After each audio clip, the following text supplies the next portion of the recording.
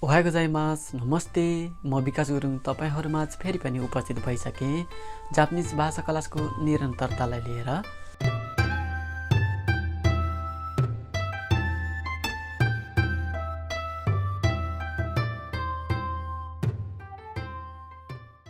अब हामी विषय वस्तुतर्फ लाग्नेछौँ। आज हामीले पढ्ने विषय रहेको छ हा, हि, फु, हे, हो लाई जापानिज टोनमा कसरी उच्चारण गर्छ र टाइपिङ अक्षरलाई कसरी लेख्छ भन्ने बारेमा। अब सुरु गरौँ है त। हा, 1 2 3 हि, 1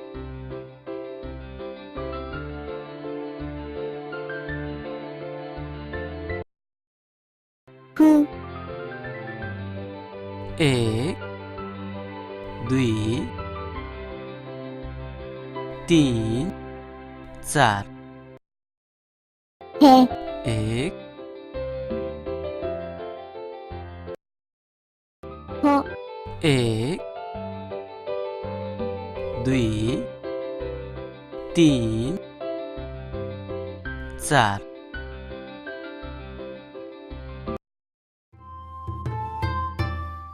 हा,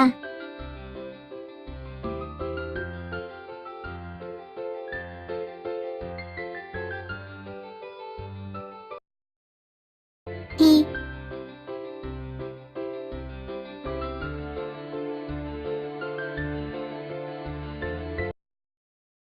फु,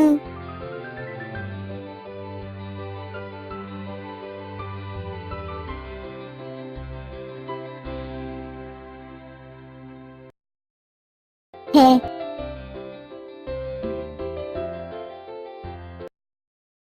हो,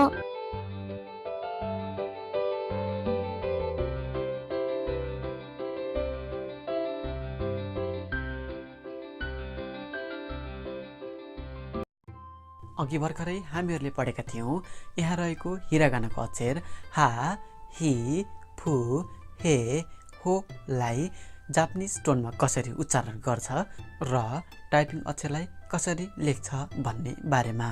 अब हामी पढ्नेछौँ यहाँ रहेको हा, हि, फु, हे, हो लाई हातले लेख्दा कसरी लेखिन्छ भन्ने बारेमा। अब तपाईहरुलाई स्टेप बाइ स्टेप लेखेर देखाउनेछु। अब सुरु गरौँ है त। अब तपाईहरुलाई हाबाट लेखेर सिकाउनेछु। तपाईले एउटा दर्गा कोर्ने, यो चाहिँ अलिकति बाङ्गो बाङ्गो गराउनु होला। 1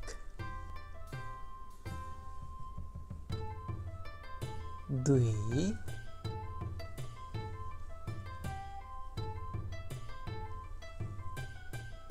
3 यसरी यो 3 स्टेपमा सकिने गर्दछ।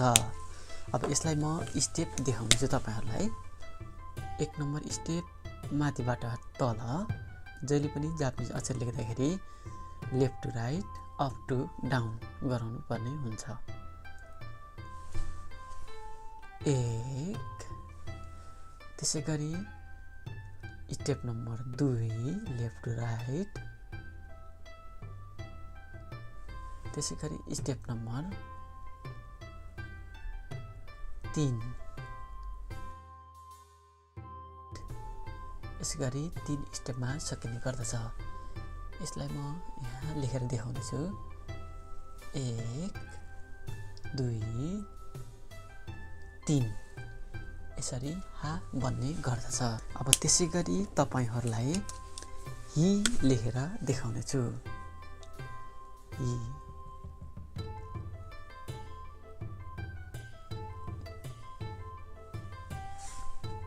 हि चाहिँ 1 स्टेपमा सकिने भएकोले अलिक सजिलो छ।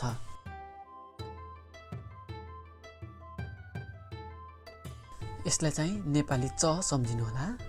यदि माथिपट्टि दर्गा कोरिन्थ्यो भने नेपाली चसँग कुनै फरक हुने थिएन। यसलाई मेट्देऊ। फेरि यो नम्बर 1 स्टेप यसरी लेख्ने गरिन्छ। हि हि छ।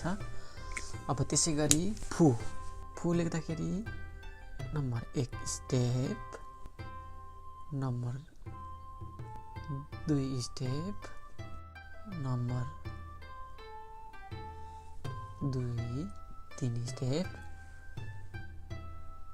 Number 4 step. यसरी फु चाहिँ 4 स्टेपमा सकिने गर्दछ। अब स्टेप देखाउन जाँदैछु। Number 1 step,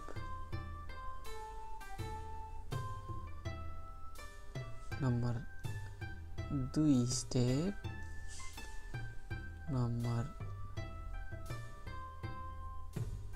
3 step, number 4 step. यसै गरी फु लेख्ने गरिन्छ। 1 2 3 4 यसरी लेख्ने गरिन्छ। फु चाहिँ अलिकति लेख्न अप्ठ्यारो छ, तर तपाईहरुले लेख्दाखेरि माथिपट्टि यसरी दर्गा गरिदिनुस्, तलपट्टि चाहिँ एबीसीडी को एस गरिदिनुस्। यो माथिको भाग चाहिँ सानो गरिदिनुस्, यता तलको चाहिँ ठुलो गरिदिनुस्। यसरी लेख्नु भने तपाईहरुलाई सजिलो हुनेछ। अब तपाईहरुलाई हे लेखेर देखाउँदैछु। यो पनि 1 स्टेपमा सकिने भएकोले सजिलो छ। यसलाई चाहिँ म स्टेप देखाउने छु। पहाड जस्तो गराइदिने। 1 नम्बर स्टेप। त्यसै गरी यसलाई लेखिन्छ 1। अब त्यसै गरी तपाईहरुलाई हो लेखेर देखाउने छु। यदि तपाईले हा सम्झिनु भयो भने हो सम्झिन त्यति गाह्रो छैन। अब हामा जसरी लेखिन्थ्यो एउटा तर्का त्यसरी लेखौं। अलि सिधा नगराएर बाङ्गो गराउनु होला। 1 नम्बर। अब 2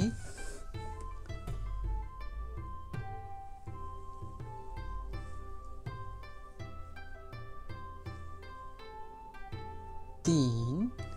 यो दोस्रो तर्का चाहिँ माथि भन्दा अलिकति लामो गराइदिनु होला।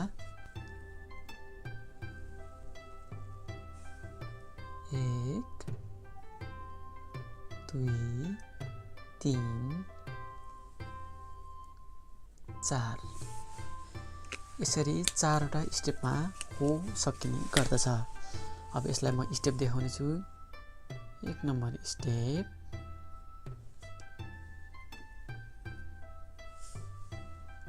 2 नम्बर स्टेप,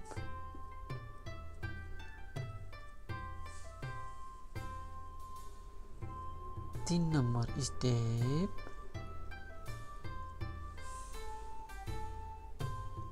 4 नम्बर स्टेप। हा सम्झिनु भयो भने हो सम्झिन त्यति गाह्रो छैन। त्यसै गरी 1 2 3 4। यसै गरी हामीहरूले हा, हि, फु, हे, हो लाई हातले लेख्दा कसरी लेखिन्छ भन्ने बारेमा स्टेप बाइ स्टेप लेखेर हेर्यौं। हामीहरूले यो भन्दा पहिले यी हिरागानामा रहेको हा, हि, फु, हे, हो लाई जापानिज टोनमा कसरी उच्चारण गर्छ र टाइपिङ अक्षरलाई कसरी लेखिन्छ, हातले लेख्दा कसरी लेखिन्छ भन्ने बारेमा स्टेप बाइ स्टेप लेखेर हामीले हेर्यौं। अब म तपाईहरुलाई सिकाउन जाँदैछु यी 5 वटा हिरागानाको अक्षरबाट आउने एक वटा शब्दको अर्थ। ध्यान दिएर सुन्नुहोस् र कपीमा नोट गर्नुहोस्। अर्को क्लास सुरु हुनुभन्दा पहिले घोकेर कण्ठ पार्नुहोस्। अब तपाईहरुलाई मैले लेखेर देखाउने छु। यसलाई भन्छ हा, यसलाई भन्छ हि, यसलाई भन्छ फु, यसलाई भन्ने गर्दछ हे यसलाई भन्ने गर्दछ हो। हामीले सिधा सोच्दा हा हि हु हे हो हुनुपर्ने हो जस्तो लाग्छ, तर यसमा चाहिँ हा हि हु नभएर फु रहेको छ। यसमा नजुकिकन तपाईँहरू सरासर हा हि फु हे हो भनेर पढ्न सक्नुहुनेछ। अब यसबाट आउने शब्दको अर्थ तपाईँहरूलाई लेखेर देखाउने छु। हाबाट हाना, हाना, हाना भनेको फुल, हाना भनेको फुल। त्यसै गरी हिबाट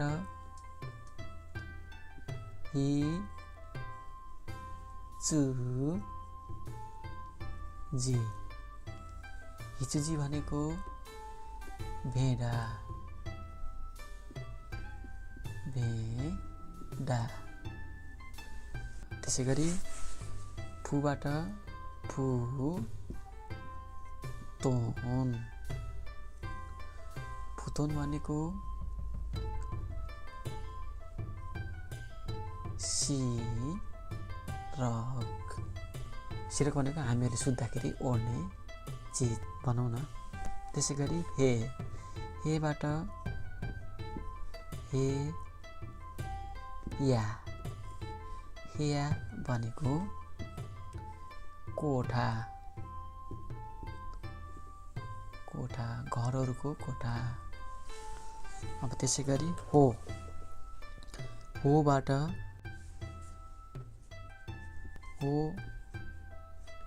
होतारु, होतारु भनेको जुनकिरी, जुनकिरी,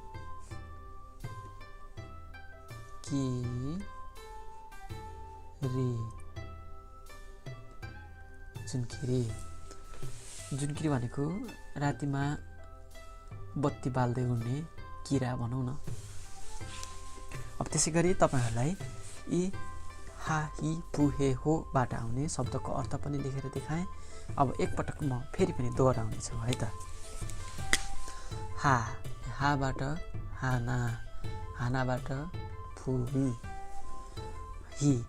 हिबाट हिचुजी, हिचुजी भनेको भेडा। अब त्यसै गरी फुबाट फुतोन, फुतोन भनेको सिरक।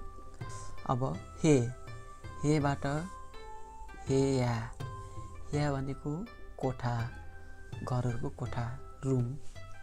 अब त्यसै गरी होबाट होतारु, होतारु भनेको जुनकिरी, रातिमा बत्ती बाल्दै उड्ने किरा। अहिलेको लागि जापानिज क्लास यतिमै सकिन्छ र अर्को पटक फेरि नयाँ विषय लिएर आउनेछु।